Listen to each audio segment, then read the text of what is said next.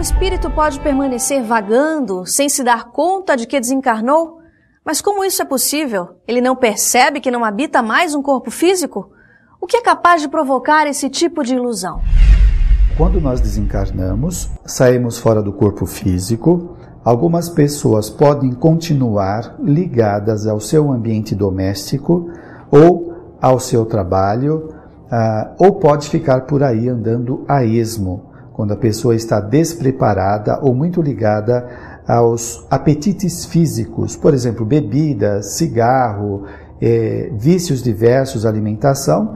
Então eles podem ficar por aqui. A maioria das pessoas, ao desencarnar, primeiro, não percebe que morrem. Uma das características é porque a morte não dói. Isso está escrito, é textual. Às vezes o que dói é a doença que o sujeito tem. Por exemplo, o sujeito recebe, ou melhor, tem um infarto fulminante. Bem, então ele sente a dor do infarto. Mas não existe uma dor para a morte. A morte não tem dor. A morte é uma separação sem dor, é indolor. Agora, se o sujeito sente dor, é porque tem repercussões do corpo denso no corpo menos denso, que é o corpo espiritual. Então, essa repercussão pode atrapalhar, não é? Agora, se ele não sentir nada, ele não percebe que houve morte. Outra coisa que engana muito é o fato de ele se ver exatamente como era. Ou seja, perispírito tem olho, nariz, boca, ouvido. Então eles não percebem que tudo se modificou. Eles não percebem que estão fora do corpo físico.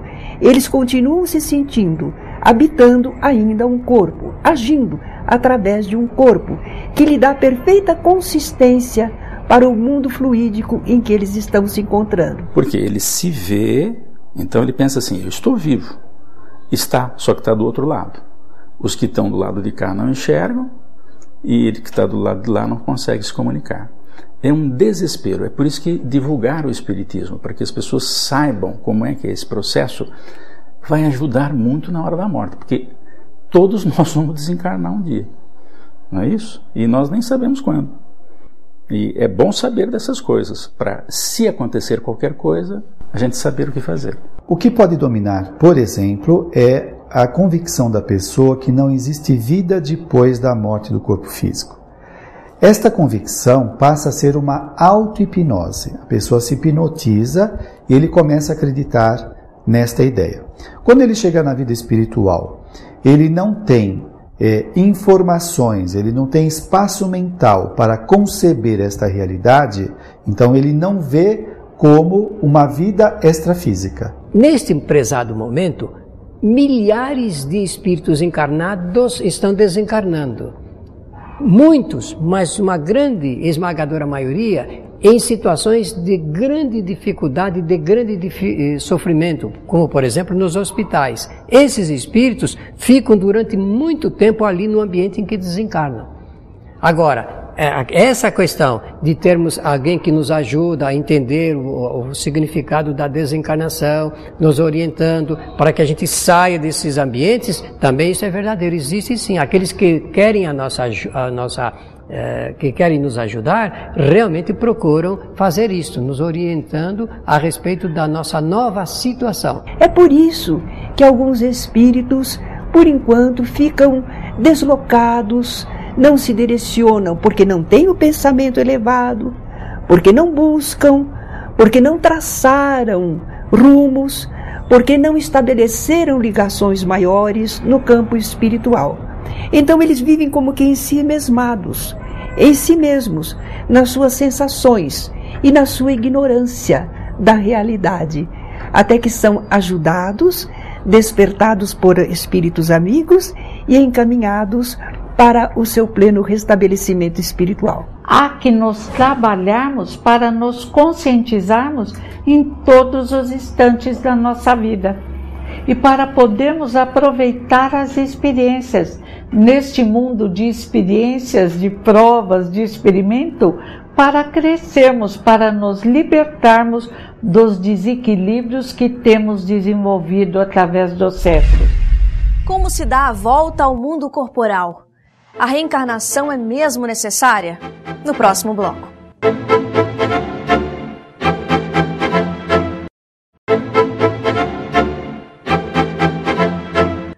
determina quando e como o espírito deve reencarnar? Qual o objetivo disso? Não podemos permanecer no plano espiritual? Quando um espírito deve ou não encarnar, depende, por exemplo, se ele tem esclarecimento, ele percebe que está na hora de acertar certos compromissos. Ele precisa encontrar alguém do passado que já está encarnado, ou então eles combinam, vamos nascer juntos e vamos realizar experiências nesse sentido, vamos tentar novamente essa experiência e tal. Vai depender da necessidade, dos encargos, das funções que ele vai desempenhar, uma série de questões que naturalmente o seu guia espiritual, o seu anjo da guarda, vai ajudá-lo nessa questão. Nós somos espíritos, seres imortais, criados por Deus para a evolução, para o desenvolvimento intelectual e moral. E nós fazemos isso através da experiência corpórea também, não só no plano espiritual. A nossa permanência no mundo espiritual é inevitável, porque lá é a nossa verdadeira pátria.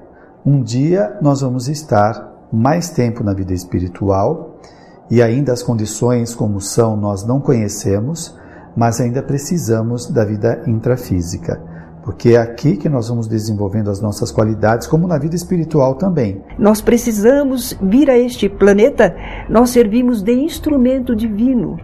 Nós temos um papel a desempenhar nesta vida universal. E nós vindo para a Terra e trabalhando com as pessoas e com a natureza, nós estamos servindo a um desígnio divino. E temos um salário espiritual, que é o nosso próprio desenvolvimento intelectual e moral. Cada encarnação nós esquecemos grande parte do que fizemos no passado, enfrentamos novamente várias condições para desenvolver qualidades, superar os erros do passado, dar continuidade a projetos que fizemos anterior. Então, nós ainda temos muito vínculo com o plano físico. Nós poderíamos ficar no plano espiritual, mas estaríamos na erraticidade, não querendo evoluir, não nos desenvolvendo, repetindo as mesmas experiências, enquanto que a Terra é uma grande escola e nos oferece inúmeras possibilidades de aprendizado, de conhecimento das substâncias, como trabalhar com elas, as pessoas, os caracteres, os problemas, quais as soluções. Nós temos tanto a aprender que uma vida só não basta. Vamos precisar de muitas reencarnações. Quando nós adquirirmos todo o conhecimento que a Terra nos oferece, aí nós vamos para mundos mais elevados. Isso vai acontecer na medida em que os espíritos melhoram muito. Quando eles vão superando o grande problema humano, que é o relacionamento. Quer dizer, o que é difícil na humanidade? Conviver em família.